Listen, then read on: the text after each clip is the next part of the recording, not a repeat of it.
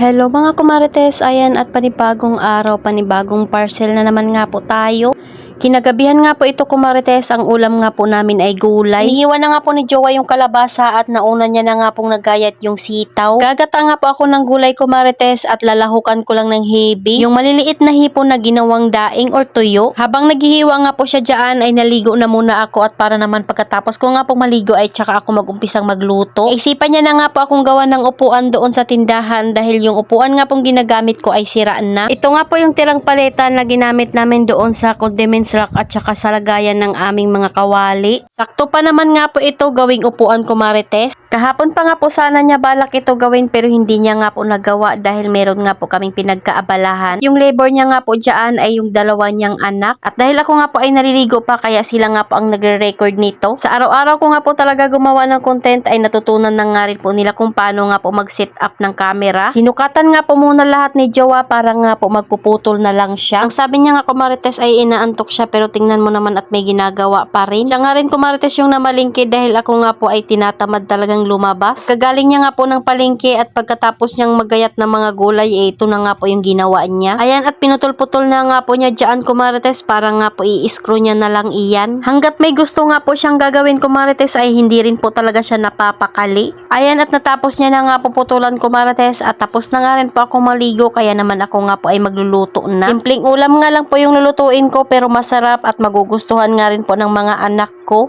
Tapos sakto naman nga po sabi ni Jowa ay mura nga lang daw po yung kalabasa. Hindi nga po siya ng 4 na piraso pero dalawa nga lang po yung kanyang hiniwa. Isang hiwa nga daw po ng kalabasa ay 10 piso kaya bumili siya ng 4. Ahin ko nga lang po sa pagluto muna itong hibi kumarites para mamaya ay ilalagay ko siya sa pinakadulo na. Medyo tostahin ko nga lang po ito para mas maglasa talaga siya sa ating gulay. Naluto na nga po siya ay tinanggal ko na muna para nga po magisa naman ako ng bawang at sibuyas. Lagay na nga rin po pala ako ng luya dyan kumarites, syempre pampalasa din iyan sa ating gata. Isa ko lang po ng kaunti yung sitaw at tapos inilagay ko na nga rin po yung kalabasa. Kung naman na kayang-kaya nyo nga rin po ito lutuin pero ang sarap talaga ng pagkaluto ko nito kumarites. Kaya nga lang po ako ng paminta powder, asin at magic sarap. Ayan at hindi pa rin siya tapos sa kanyang ginagawa. Nung mag-isa-gisa ko naman nga po yung sitaw at kalabasa, nilagay ko na nga po yung gata. Simula nung natry ko nang gumamit ng kukumama na gata ay gustong gusto ko na nga po siyang gamitin. Naglagay nga lang po ako ng tubig doon sa lagayan ng gata para masimot nga po yung naiwan. Lagay na nga rin po ako ng hipon na nor at tinakpan ko na muna ito. At kumulo na nga rin po kumarites at hahaluin lang natin iyan para syempre mahalo yung mga panlasang inilagay natin.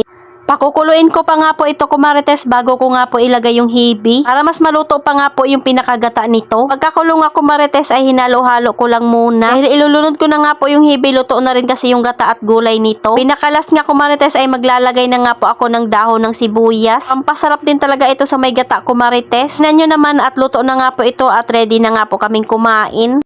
Ayan at naglagay na nga po ako ng kanin at ulam dyan sa kanilang mga plato. Kailangan din talaga natin kumain ng gulay. Hindi ko nga po sila sinanay na iba ang ulam nila pag kumakain kami ng gulay kaya sanay nga po iyan. Pinauna ko na nga rin sila kumarites dahil hindi naman kami kasya dyan sa lamesa. Alas nga po pagsabay kaming kumain ay sa lapag nga po kami ni Jowa kumakain. Dahil kung ano nga po ang ulam namin ayun din yung pagkain nila, aba at sinubuan pa yung papa niya. Ako na nga muna yung tumutulong kay Jowa dahil kumakain ng dalawa naming anak. At dahil kailangan niya ng pabigat sa buhay kaya ako na nga po ang umapak, char. Pagkatapos nga kumain ng dalawa ako nga po ay mag-unbox na muna nitong ating parcel. Kung nakarang araw pa nga dumating itong iba kumarites pero hindi ko nga po kaagad ito binuksan. Kapag dumating nga po ay sabay-sabay ko silang i-open. Mura lang naman itong mga ito kumarites. Ayan nga po yung pinakauna kong binuksan at yung sponge nga po ito ng panghugas namin sa plato. Na rin kasi yung ginagamit ko kumarites at yung iba naman nga po nito ay binibenta ko. Ako rin kasi talaga ito panghugas sa plato kumarites dahil hindi nga po siya ganoon katigas. Maganda nga rin gamitin sa non-stick kong mga lutuan. Ayan at next na naman tayo sa ating i-unbox. Unahin nga muna natin itong maliliit. Ito naman nga po ay punasan nga po ng kamay at kulay puti na nga po talaga yung na-order ko. Yung una ko kasi in-order ay kulay gray. Dalawa na nga po yung in-order ko kumarites at 65 pesos nga po ito at free shipping naman. Sponge nga po kanina ay 55 pesos nga po iyon at free shipping na rin. Siyempre kailangan natin mag-abang ng mga free shipping kumarites para para hindi nga po sayang yung ating 38 pesos. Ayan, tuwang-tuwa ako dahil sakto kulay puti nga po yung dumating. Itong next ko nga pong i-unbox ay mura lang naman ito, kumarites, 100 plus lang. Kailangan ko nga rin po ito sa aking kusina at matagal na rin talaga ito sa cart